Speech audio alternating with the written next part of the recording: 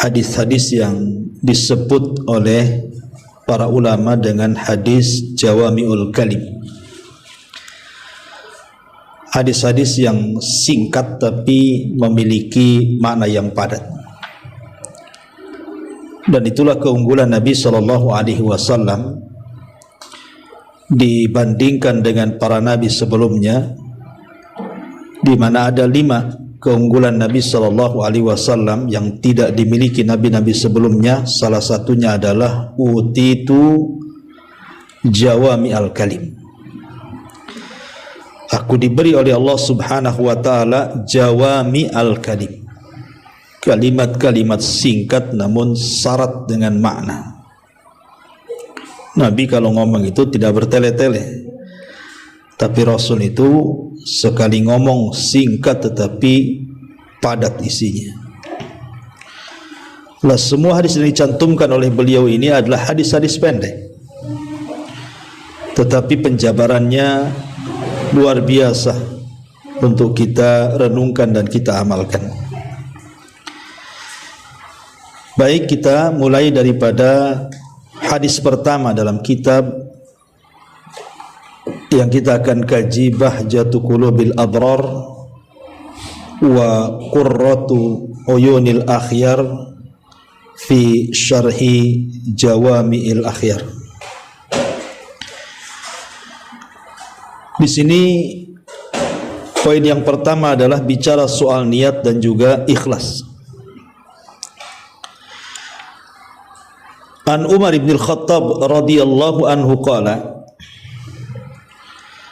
sami'tu Rasulullah sallallahu alaihi wasallam yaqul, innamal a'malu binniyat wa innamal likulli imri'in ma nawa. Faman kanat hijratuhu ila Allah wa rasulih fa hijratuhu ila Allah wa rasulih. Wa man kanat hijratuhu lid-dunya yusibuha aw imra'atin yankihuha fa hijratuhu ila ma hajara ilaihi, muttafaqun alaih.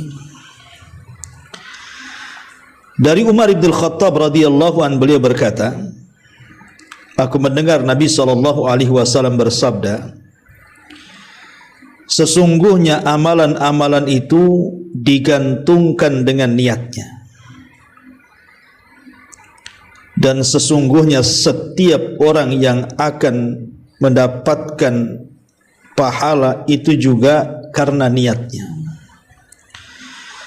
Maka barang siapa yang hijrahnya karena Allah dan Rasulnya, maka dia akan mendapatkan Allah dan Rasulnya.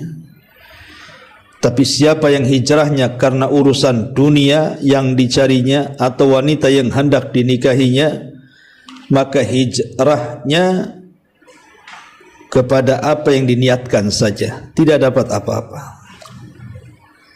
Taib. Hadis ini adalah hadis yang sangat-sangat agung sekali.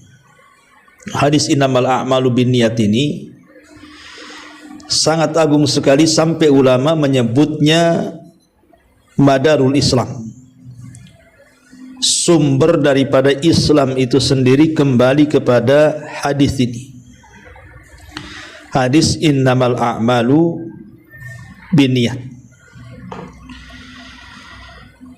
Tetapi banyak yang salah paham dengan hadis ini dan dijadikan oleh sebagian orang sebagai dalil untuk melegalkan sebuah maksiat.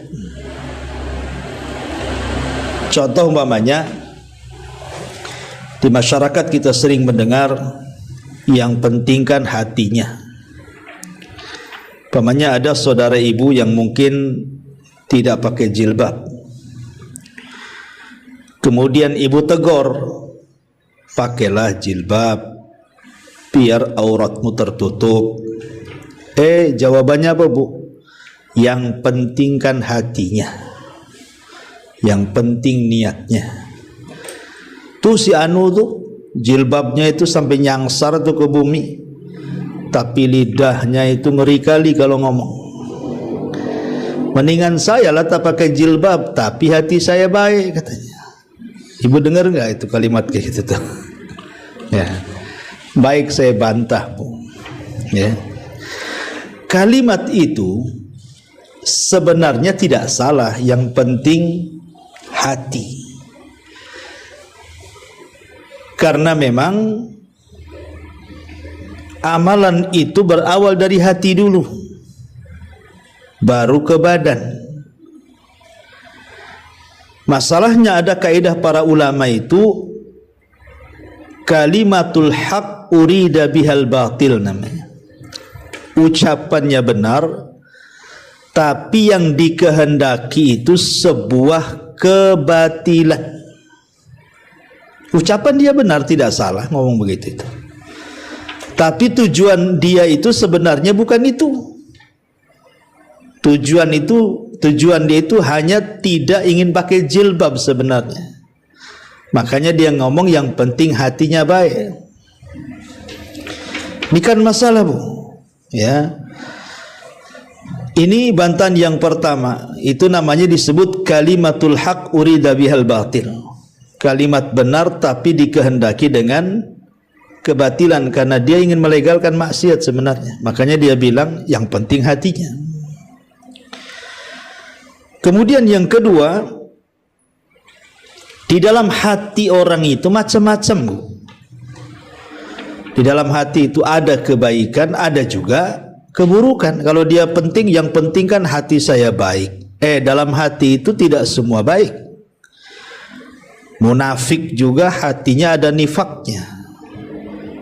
Orang kufur saja ada kekafiran dalam hatinya. Hasad pun dalam hati. Dendam pun dalam hati. Dalam hati itu macam-macam, tidak semua baik.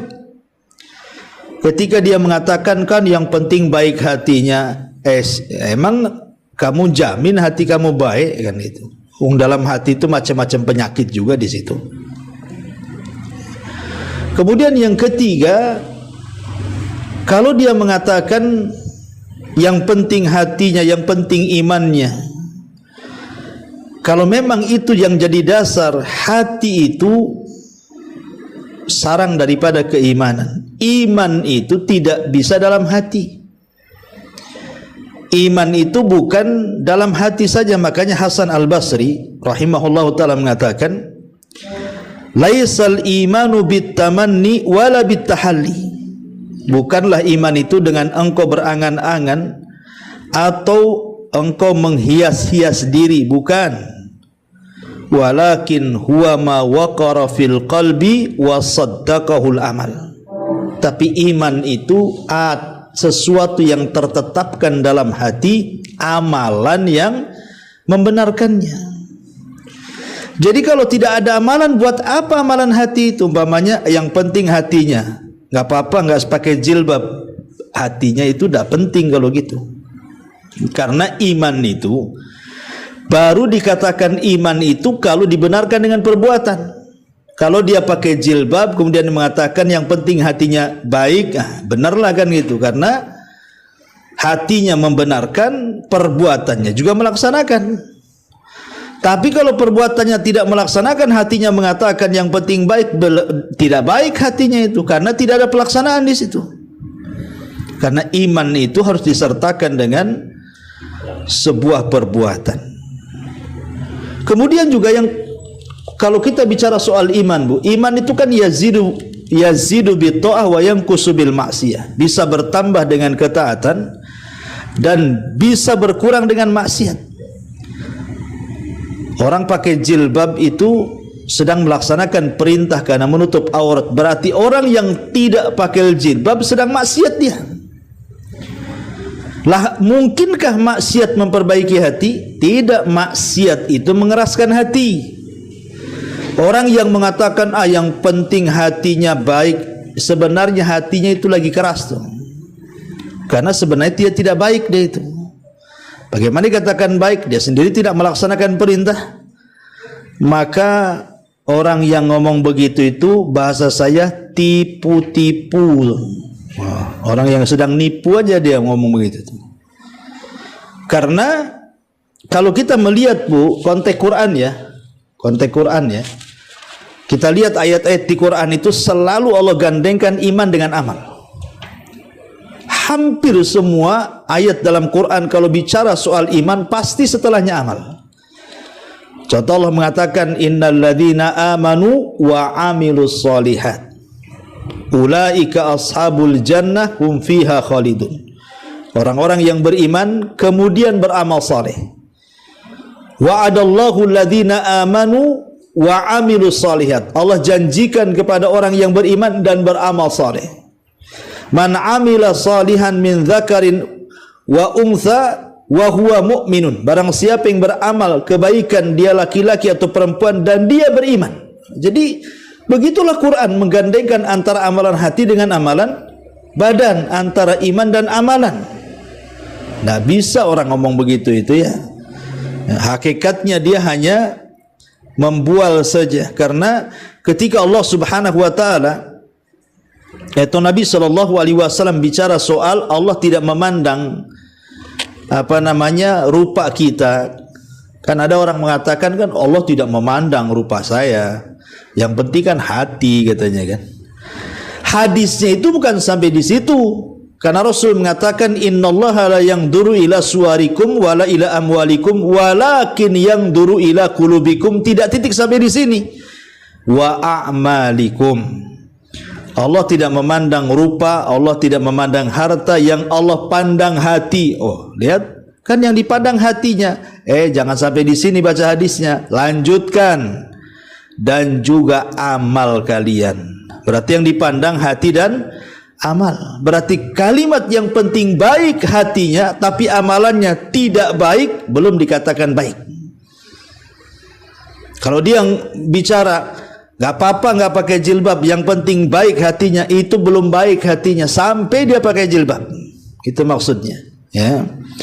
Itu yang harus dipahami dari kata-kata itu. Karena hakikatnya orang yang mengatakan seperti itu hatinya sudah keras itu, dan dia belum mampu mengagungkan Allah Subhanahu wa taala sebagaimana Allah mengatakan wa ma qadarullaha haqqa qadrih, dan mereka belum mengagungkan Allah dengan sebenar-benar pengagungan ya. Apalagi kalau seandainya perbuatan yang ditinggalkan itu sampai ke taraf dosa besar, Bu. Membuka aurat ini bukan dosa kecil. Membuka aurat ini dosa besar ya. Sama dengan orang ghibah, sama orang dengan dusta, itu sama, itu dosanya dosa besar ya. Sehingga tidak bisa kemudian nggak apa-apa saya nggak pakai jilbab, yang penting hatinya baik. Loh, Anda sedang melakukan dosa besar dengan membuka aurat itu, dan hati baik itu belum tentu mengalahkan dosa besar membuka auratnya, karena akan membuka fitnah bagi orang. Makanya ada istilah orang Arab itu khallidz dzunuba saghiraha wa kabiraha fahuwa tuqa wasna kamashin fawqal ardi syauqiyah daru ma yara la tahkiranna saghiratan innal jibala minal hasa. Tinggalkan dosa-dosa yang kecil maupun yang besar, itulah bentuk takwa. Bersihkanlah setiap orang yang berjalan di atas tanah berduri terhadap apa yang dilihat, pasti dia berhati-hati. Janganlah sekali-kali engkau meremehkan dosa kecil, karena sesungguhnya gunung-gunung itu terbuat dari kumpulan kerikil. Ma'asyiral muslimat yang dimuliakan Allah Azza wa Jalla, intinya jangan kemudian dijadikan dalil hadis ini untuk melegalkan sebuah kemaksiatan. Innamal a'malu biniat. Amal itu ditentukan dengan niatnya. Karena niat itu membedakan sebuah ibadah dengan yang bukan ibadah. Niat itu, Bu, fungsinya membedakan ibadah dengan yang bukan ibadah. Contoh umpamanya, ibu mandi bersih, ya kan? Hari-hari kan ibu mandi. Ada juga yang tak mandi. Tapi kan umumnya kan mandi kita hari-hari.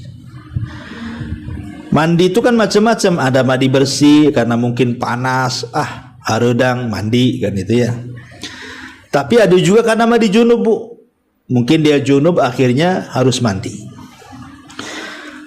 Lah, membedakan mandi junub dengan mandi biasa itu apa, Bu? Sama-sama juga mandi. Yang membedakan mandi junub dengan mandi biasa itu adalah niat. Ya, makanya niat itu membedakan mana ibadah, mana yang bukan ibadah. Bahkan membedakan satu ibadah dengan ibadah yang lainnya. Ibu masuk ke masjid, habis berwudu, masih basah pun belum kering bekas wudunya. Di situ ada dua syariat sholat sunnah tuh. Tahiyatul masjid dengan sholat sunnah wudu.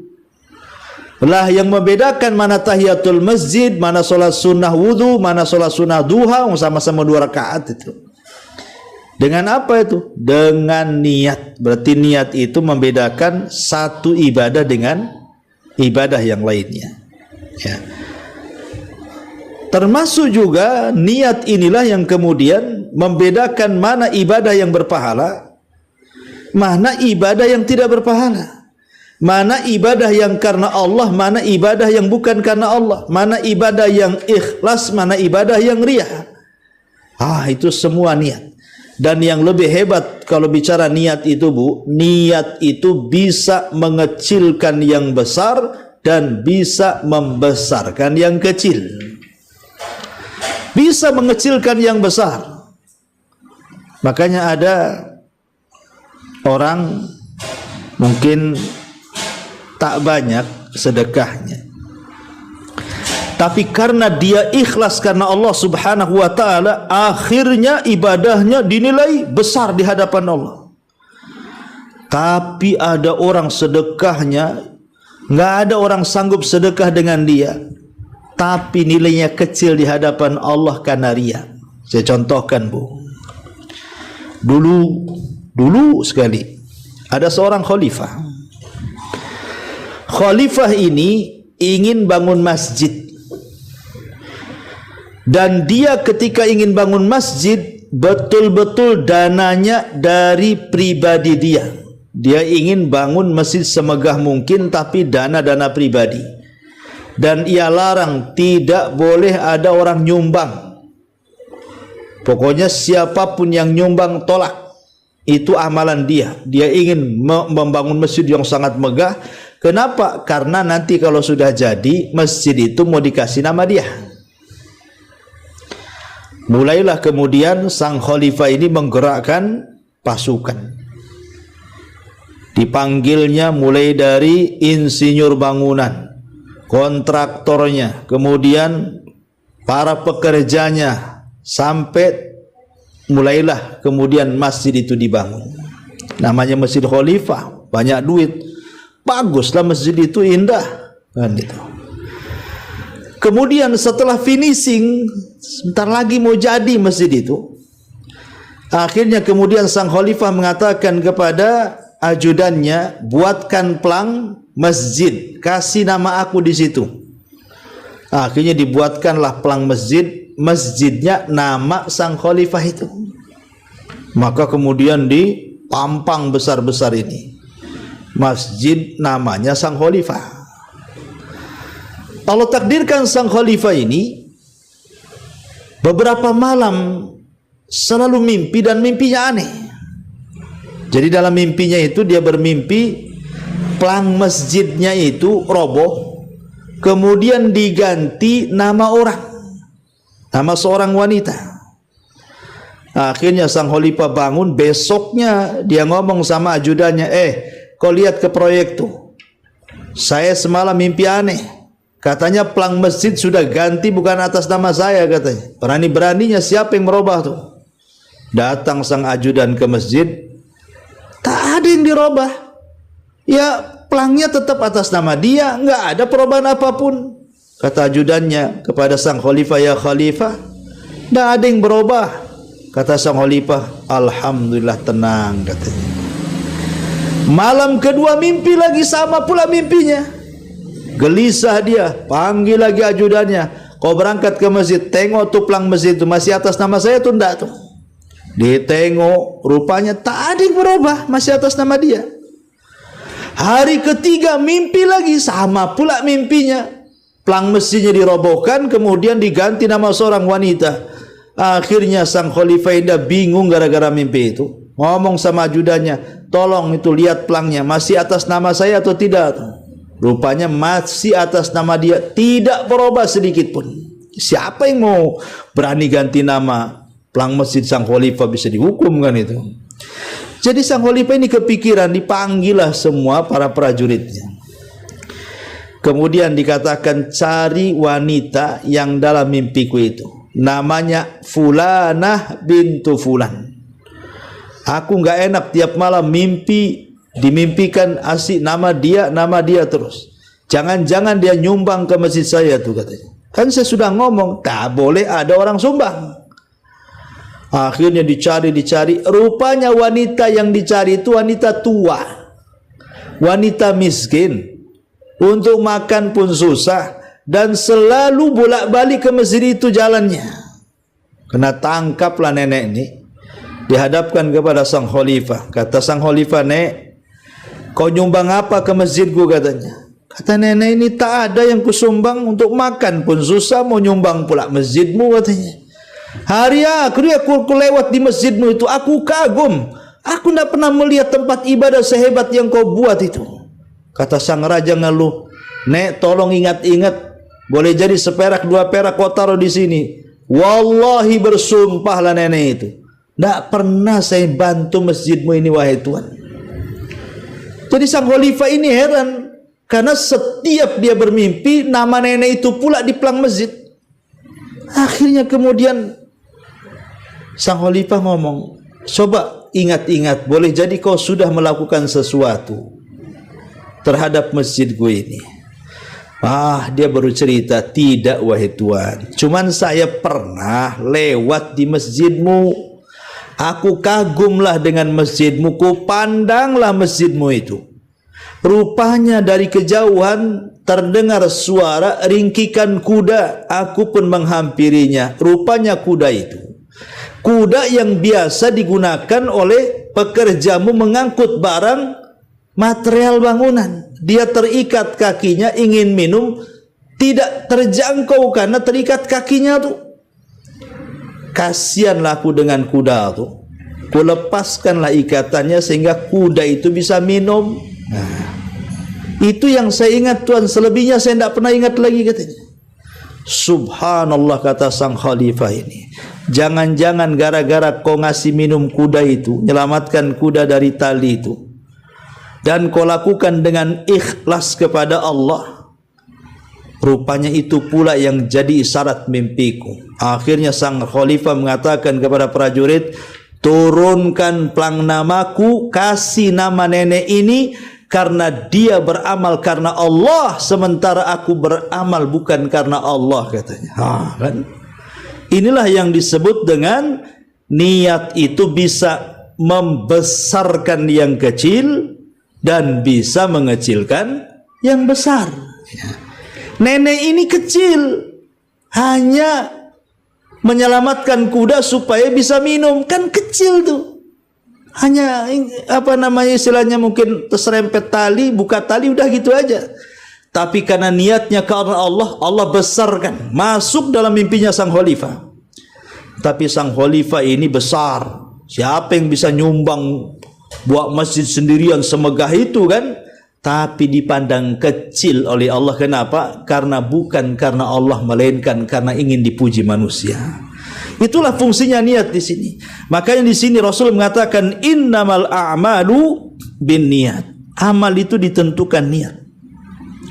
Wa innamal likulli imri'in ma nawa. Dan juga tiap-tiap orang itu juga ditentukan sesuai dengan niatnya. Maksudnya dapat pahala dan tidaknya. Sah dan tidaknya amal itu ditentukan dengan niat. Begitu juga pahala dan tidak berpahalanya sebuah amal ditentukan karena niat. Kalau seseorang kemudian niatnya karena Allah dapat pahala, kalau bukan karena Allah ya tidak dapat pahala. Ya. Jangankan itu, kita meruqyah nih Bu, Kita baca Quran di depan orang, kalau nggak ada niat ruqyah ya macam orang baca Quran biasa, nggak ada pengaruhnya Quran itu. Tapi kalau kita niatkan, ya Allah, bacaan Quran saya ini selain minta pertolongan kepadamu ya Rabb, tolonglah ya dengan bacaan Quran semoga bisa menyembuhkan orang ini. Nah, itu baru benar, namanya ada niatnya, ingin membaca Quran dalam rangka pengobatan. Tapi kalau tidak ada niat, langsung ujung-ujung baca Quran saja, itu sama dengan membaca Quran, nggak ada pengaruh kepada orang sakit. Jadi harus ada niat, segala sesuatu pun harus ada niatnya. Wa inna malikul limri'im manawa. Kemudian Rasul mengatakan, faman kanat hijratuhu ilallah wa rasulihi, maka barang siapa yang hijrahnya karena Allah dan Rasulnya, maka dia akan mendapatkan Allah dan Rasulnya. Dan barang siapa wa man kanat hijratuhu lidunya yusibuha aw imra'atin yankihuha fa hijratuhu ila ma hajara ilaihi, maka barang siapa yang hijrahnya karena dunia atau karena wanita yang hendak dicarinya, dinikahinya, maka hijrahnya itu saja yang ia dapat. Hadis ini sebenarnya ada asbab wurudnya. Kalau Quran itu asbab nuzul, kalau hadis itu asbab wurud namanya. Asbab wurud daripada hadis ini sebenarnya ada seorang sahabat naksir sama seorang wanita namanya Ummu Qais. Jadi ada seorang namanya Ummu Qaisin. Wanita ini ditaksir oleh seorang sahabat Nabi. Ketika hendak dipinang, wanita yang ditaksirnya itu rupanya ikut hijrah bersama para sahabat Nabi SAW dari Mekah ke Madinah. Akhirnya tak jadi dipinang, perempuannya nggak ada, hijrah ke Madinah. Ketika para sahabat Abu Bakar, Umar, Ali dan banyak sahabat yang hijrah satu persatu dari Mekah ke Madinah, mereka berhijrah karena Allah dan Rasulnya untuk memperjuangkan Islam dan memperjuangkan agama Allah dan Rasulnya. Yang satu pula si anak muda ini hijrahnya bukan untuk itu, tapi hijrahnya karena ngejar-ngejar Ummu Qais ceritanya. Sampai dia rela gitu ya, sembunyi-sembunyi dari Mekah. Sampai berhasil dia dari Mekah itu. Kalau ketahuan kan bisa bahaya, Bu. Karena orang-orang kafir Quraisy itu tidak membiarkan orang-orang hijrah kecuali ditangkap. Sebagian mereka dibunuh masalahnya. Tapi dengan kecerdasannya dia hijrah, berhasil dia ke Madinah. Bayangkan, sudah menghabiskan waktu, menghabiskan tenaga, meninggalkan keluarga, meninggalkan dunia. Niatnya bukan karena Allah, Bu. Hanya ngejar-ngejar Ummu Qais. Ya. Berangkat dia, berhasil sampai ke Madinah dan berhasil meminang Ummu Qais dan menikah dengan Ummu Qais.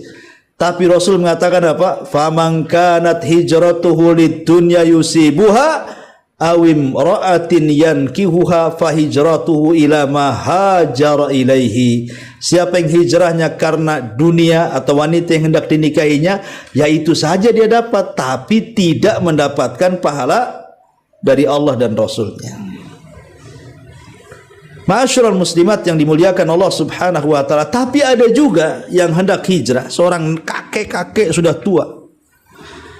Namanya Akhnas, ya. Jadi Akhnas ini seorang penyair kondang, Bu. Di zaman itu dia seorang penyair. Dan penyair itu pemilik media di zaman itu. Kalau sekarang sih pemilik radio, pemilik stasiun televisi lah. Karena zaman itu untuk media menyebarkan sebuah informasi atau berita itu tidak bisa kecuali lewat syair. Lah orang Quraisy ini punya penyair kondang namanya Akhnas. Ya. Tapi kalau Islam punya penyair namanya Hasan ibn Thabit. Itu penyairnya Nabi itu. Kalau orang Quraisy punya namanya Akhnas. Lah Akhnas ini entah kenapa dia pengen masuk Islam. Setelah dia melihat hijrahnya para sahabat yang mereka meninggalkan keluarga, meninggalkan bisnis, meninggalkan dunia, mereka rela harus mengorbankan jiwa, harta dan waktu mereka. Kalau itu bukan agama yang benar, tidak mungkin mereka seperti itu pengabdian jihadnya itu.